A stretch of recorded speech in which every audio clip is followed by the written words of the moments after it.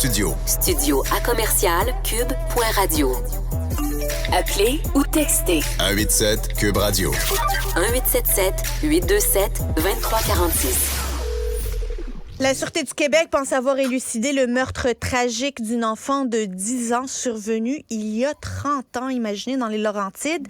Et c'est l'ADN et la technologie qui a permis de mettre la main au présumé meurtrier qui devrait comparaître aujourd'hui. On en parle avec Roger Ferland, ex-enquêteur au SPVQ. Bonjour, Roger. Bonjour, Yasmine.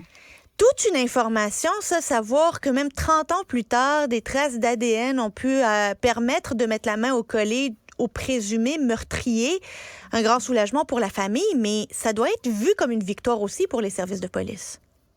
C'est une excellente bonne nouvelle qu'on entend là quand on voit ça, parce que, tu sais, quand ça s'est déroulé il y a 30 ans, la technologie n'était pas ce qu'elle est aujourd'hui, puis les connaissances des policiers à ce moment-là aussi travaillaient avec les moyens d'époque.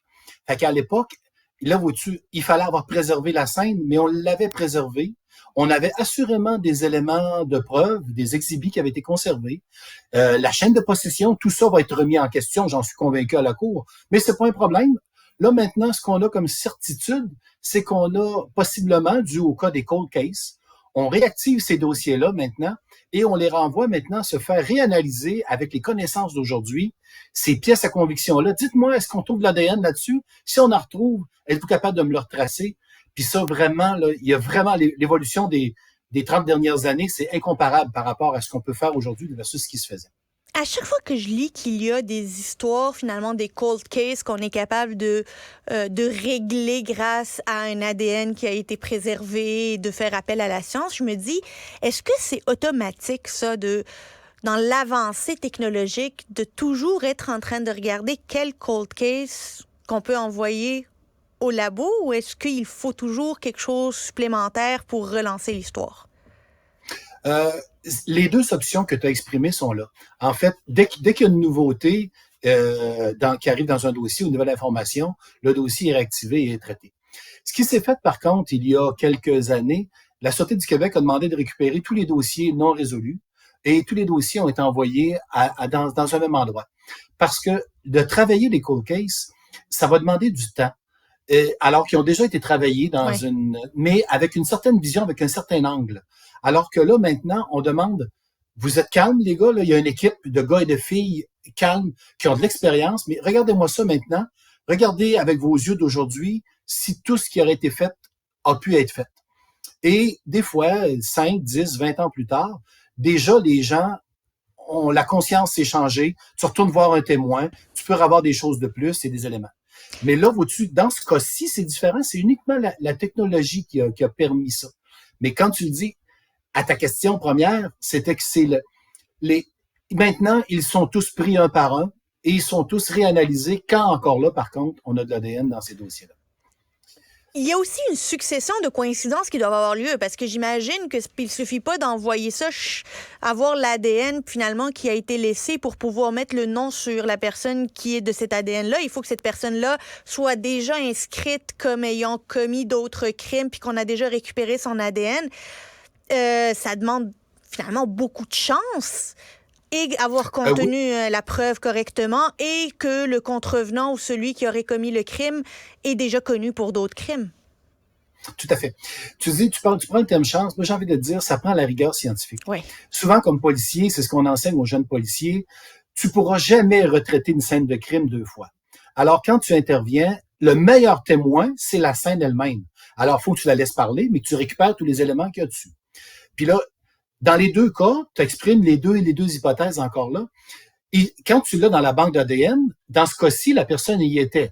Mais la première analyse de 30 ans n'y était pas, à ce que je comprends. Comprends-tu? Alors, c'est pour ça que là, il a fallu attendre que quelqu'un, un enquêteur, se repenche sur ce dossier-là, même si ça fait 30 ans, vois-tu, il n'était pas oublié. Là, on a dit, c'est à son tour à celui-là de regarder. Je présume, là, j'ai pas la réponse exacte des gens à la Sûreté du Québec, mais je t'avance l'hypothèse logique. C'est ce dossier-là qu'on travaille. Hey, on a de l'ADN là-dedans.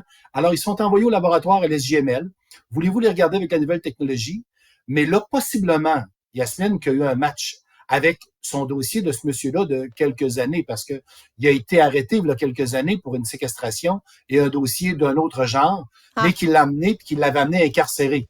Alors, déjà là, ça donnait un petit peu de temps aux policiers de dire « Mon suspect est incarcéré, donc lui ne bouge pas. Je suis capable d'analyser puis de corroborer d'autres éléments. » C'est sûr que juste l'ADN, ça semble magique sur le coup, c'est pas magique. Ils ont sûrement dû corroborer avec d'autres éléments. Est-ce que ce gars-là, à l'époque, avait été ciblé? Est-ce que ce gars-là était dans le secteur à l'époque? Est-ce que cette personne-là a pu résider, avoir des contacts avec cette jeune fille-là?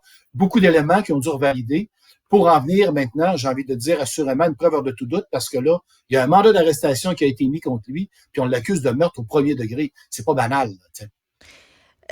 Roger, l'autre question que je me posais, là, on est plusieurs quand on voyage à travers le monde, là, puis ça arrive souvent, notamment dans les pays du Sud, on nous demande de mettre nos doigts là, pour prendre nos empreintes. Pas nécessairement au Canada. Canada n'a pas une banque d'empreintes de tous ses citoyens, par exemple. Tu sais, je le sais que dans certains pays, si tu vas aller chercher ta carte d'identification nationale ou faire ton passeport, ben tu dois passer par un processus de dépôt des données biométriques, notamment les empreintes. Oui.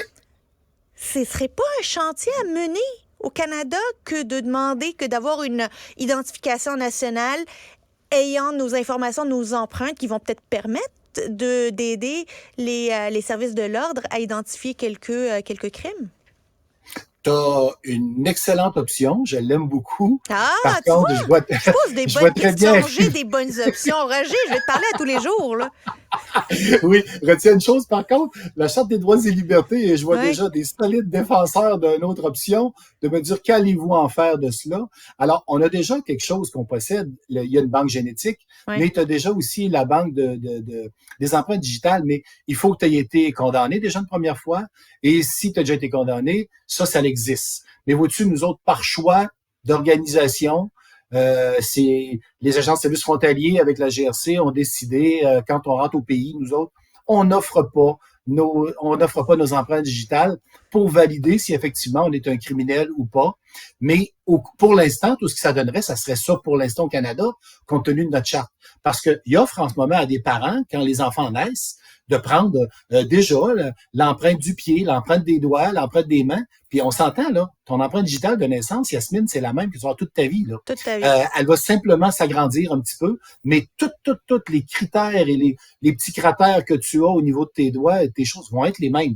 On s'entend, si tu as une blessure quelconque, une coupure, ça va la modifier légèrement. Mais c'est pas ça, là. On prend que c'est la même que tu vas conserver et c'est la même génétique que tu vas garder.